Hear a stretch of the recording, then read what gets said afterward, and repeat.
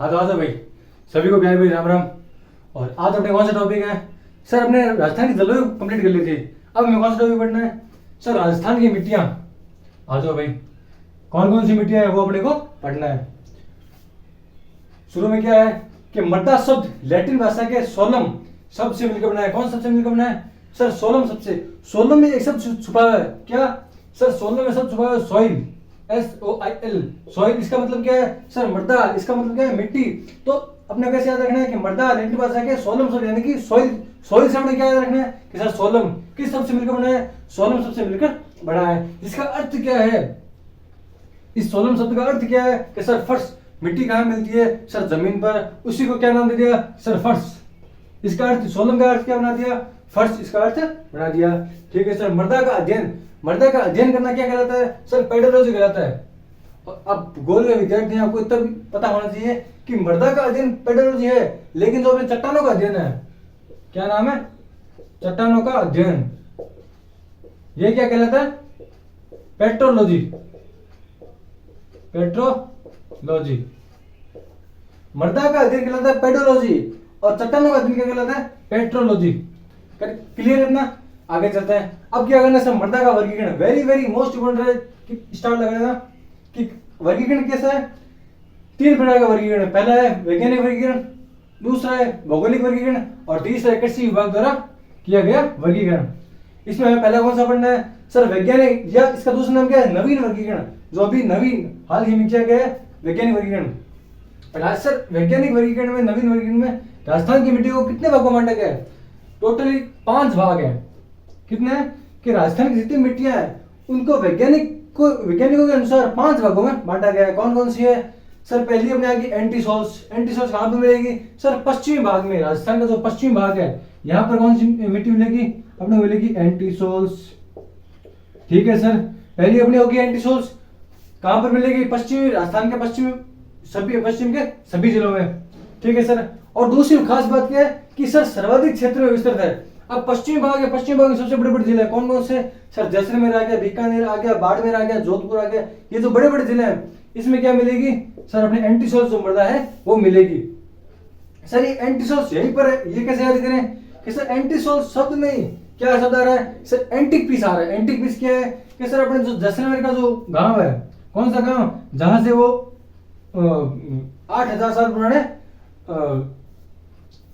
Would fossils मिले हैं। आंकल गांव, जैसलमेर गांव कौन सा? आंकल। वहां से क्या मिला? पुराने जीवों के फॉसिल्स मिले हैं। फॉसिल्स या इसे कह दो कंकाल। कंकाल मिले हैं। अंकल वुड फॉसिल्स, अंकल नाम के गांव में ये कंकाल मिला है। वो क्या है? एंटिक पीस है और कहीं नहीं मिले, इसीलिए इस एरिया को क्या नाम दे दिया अपने? एंटीसोल्स। एंटीसोल्स से ये शब्द दिया क्या है? Antique piece. ठीक है सर। अब दूसरा कौन सा है? एरिडीसोल्स। एंटिक पीस यानी कि एंटीसोल्स के जस्ट पास वाला कौन सा है सर? ये लगा दिया हमने, क्या? एरिडीसोल्स। एंटीसोल्स के जस्ट पास में एरिडीसोल्स। इसमें क्या है सर? अर्धशुष्क प्रदेश पाया जाता है।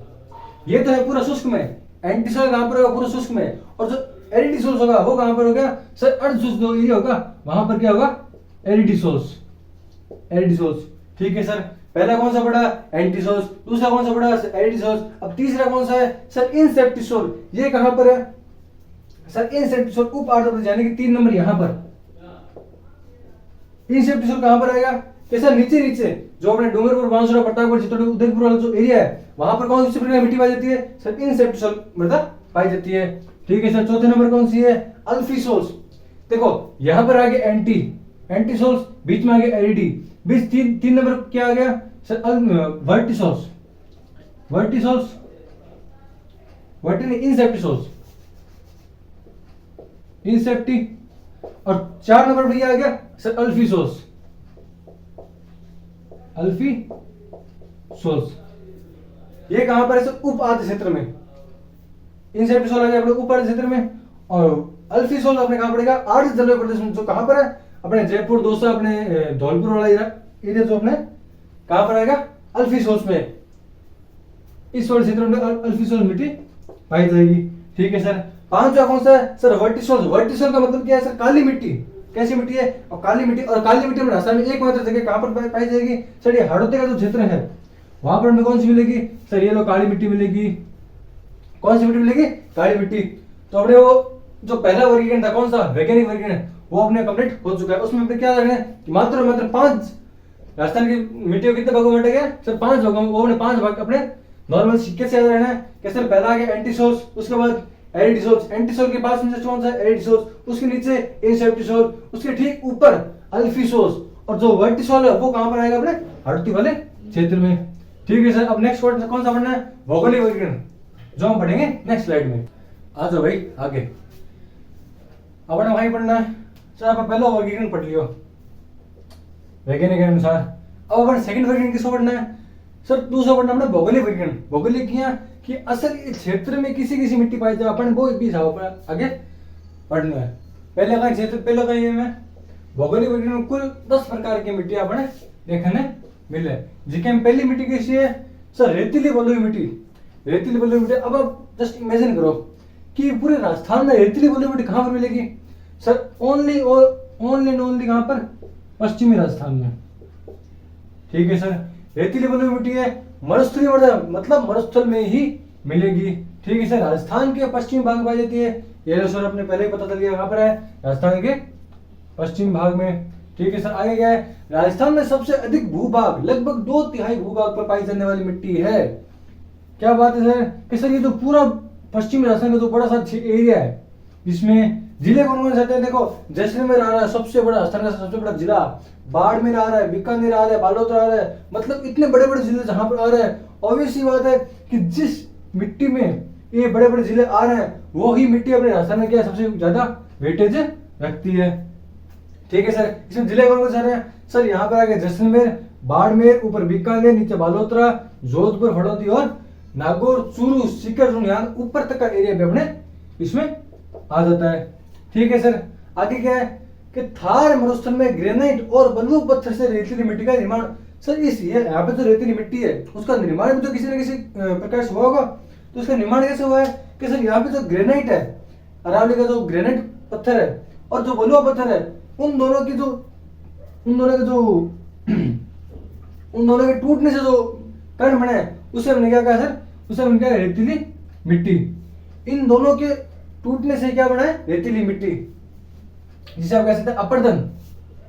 इन दोनों के अपरदन से क्या बना है, रेतीली मिट्टी बनी है। ठीक है सर, आगे क्या है कि इसमें कैल्शियम लवणों, जो कैल्शियम की मात्रा है वो, और पीएच मान क्या दिखता है। पीएच मान कैसे कि पीएच अपना स्केल होता है 1 से लेके 0 से लेके 12 तक, 0 से लेके 14 तक होता है, 0 से लेके 14 तक। और जो 7 का पीएच मान होता है वो होता है अपने न्यूट्रल, मतलब जिस मिट्टी का पीएच मान 7 होगा वो मिट्टी कैसी होगी, उदासीन होगी, मतलब खेती के लिए एकदम अच्छी होगी। और जो 7 से कम होगा पीएच मान तो उसमें क्या होगा सर, उसमें अम्लता की अधिकता होगी। अम्लता मतलब खट्टापन, मतलब वो मिट्टी अम्लीय होगी। और जो 7 से अधिक होगा उसमें क्या होगा, उसमें क्या होगी, क्षारीयता,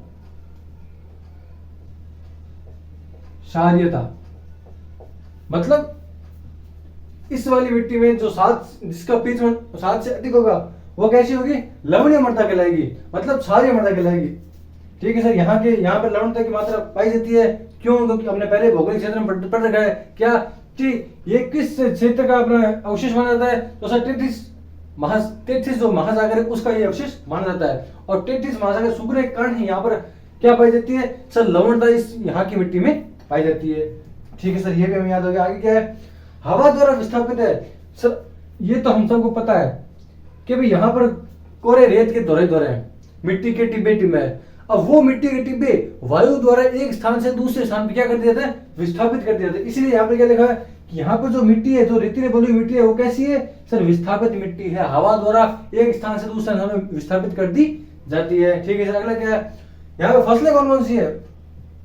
अब इतना बड़ा एरिया है, राजस्थान का सबसे बड़ा एरिया है मिट्टी के हिसाब से, तो कोई फसलें तो देखनी पड़ेगी, कौन कौन सी फसलें यहाँ पर हो जाती है। फसलें कौन कौन सी है, एरिया सबसे बड़ा है लेकिन फसलों के मुकाबले में कम है। क्यों, क्योंकि यहाँ पानी की कमी है, मरुस्थल है तो वैसी बात है, पानी तो हो नहीं सकता। क्या है इसमें फसलें, मुख्यतः खरीफ की फसलें पाई जाती है। कौन कौन सी? सर मोठ हो गया, बाजरा हो गया, ग्वार हो गया। मेन मेन फसलें कौन सी है?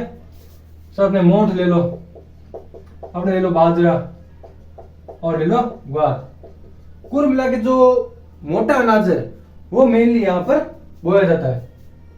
कहाँ पर? पश्चिमी राजस्थान के पश्चिमी शुष्क क्षेत्र में। कौन सा एरिया है? रेतीली बलुई मिट्टी। यहाँ पर कौन सी मिट्टी पाई जाती है? रेतीली बलुई मिट्टी, जिसे हम कहते हैं मरुस्थलीय मिट्टी। इसे भी आगे 3 भागों में बांटा जाता है कि यहाँ ऊपर की मिट्टी अलग है, यहाँ बीच में मिट्टी अलग है, और जो 3 नंबर यहाँ पर मिट्टी अलग है, वो हम पढ़ेंगे कल। तब तक के लिए धन्यवाद।